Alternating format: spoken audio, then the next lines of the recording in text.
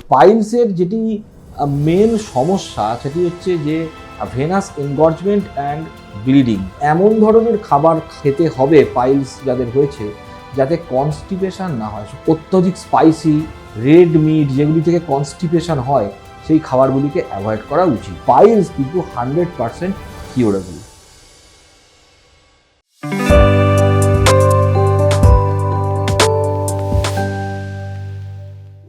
নমস্কার, welcome to ডাক্তারবাবু YouTube channel. আমি ডক্টর মৈনাক পাল। আমি একজন অ্যাডভান্সড ল্যাপারোস্কোপিক সার্জন। আমি পিয়ারলেস হসপিটালের সঙ্গে যুক্ত।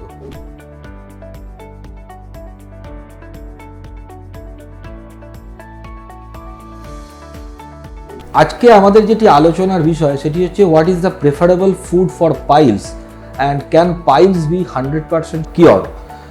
পাইলসের যেটি মেন সমস্যা সেটি হচ্ছে যে ভেনাস এনগর্জমেন্ট অ্যান্ড ব্লিডিং।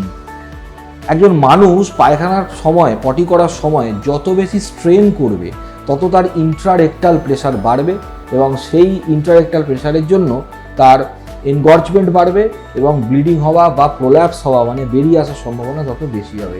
সুতরাং এমন ধরনের খাবার খেতে হবে পাইলস যাদের হয়েছে যাতে কনস্টিপেশন না হয়। Constipation should be avoided. যেমন ধরুন অতিরিক্ত পরিমাণে জল খাওয়া, বিশেষ করে আজকের মতো গরমের দিনে আমাদের এখানে শাকসবজি স্যালাড জাতীয় খাবার বেশি করে খাওয়া এবং অত্যধিক স্পাইসি রেড মিট যেগুলি থেকে কনস্টিপেশন হয় সেই খাবারগুলিকে অ্যাভয়েড করা উচিত। এবং অবশ্যই আমরা খাবার ছাড়াও আরও একটু অ্যাডভাইস দিয়ে থাকি, সেটা হচ্ছে টু অ্যাভয়েড স্ট্রেনিং, অর্থাৎ পায়খানা করতে বসে বা কোনো কাজে কোট না পারা বা পেটে প্রেশার না দেওয়া। তো এইগুলি কিন্তু ভীষণ ইম্পর্টেন্ট এবং এই খাবারের যে এই অ্যাডভাইস কিন্তু ওষুধের মতোই equally important for the effective treatment of piles. এবার দ্বিতীয় প্রশ্ন সেটি হচ্ছে যে can piles is cured or not? It is 100% curable disease. আমরা পাইলসকে পেশেন্টের সিমটম অনুযায়ী গ্রেডিং করি, গ্রেড 1, 2, 3, 4 চারটে গ্রেডে ভাগ করি এবং জেনারেলি প্রথমে গ্রেড 1, গ্রেড 2তে আমরা কনজারভেটিভ ম্যানেজমেন্ট দিই। কনজারভেটিভ ম্যানেজমেন্টে কাজ না হলে আমাদের কাছে কিছু ছোট ছোট অফিস প্রসিজিওরস আছে, যেমন রাবার ব্যান্ড লাইগেশন, স্ক্লেরোথেরাপি ইত্যাদি।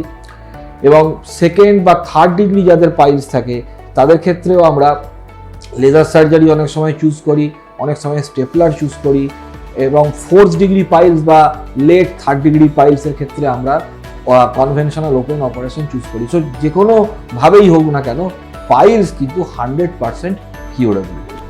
আজকের মতো এই পর্যন্তই। এ বিষয়ে ফার্দার তথ্য জানতে গেলে আমাদের এই ডাক্তারবাবু ইউটিউব চ্যানেলটিকে সাবস্ক্রাইব করুন এবং আমার সঙ্গে কথা বলতে গেলে নিচে দেখানো ফোন নাম্বারে ফোন করবেন। ভালো থাকবেন, সুস্থ থাকবেন। নমস্কার।